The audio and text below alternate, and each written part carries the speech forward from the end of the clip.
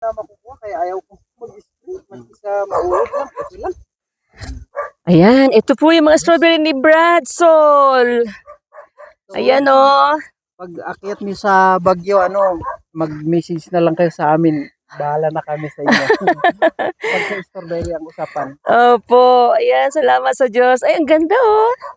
Ayan, ito oh. Pwede, subukan mo yan. Oh, yan oh. Pwede nang anihin yung ganito, Brad?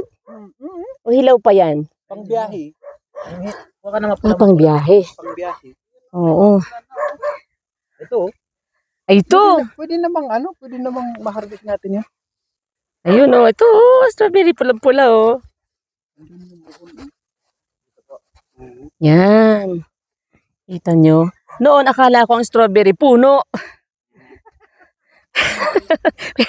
Tawa na ako. Hindi pala siya puno.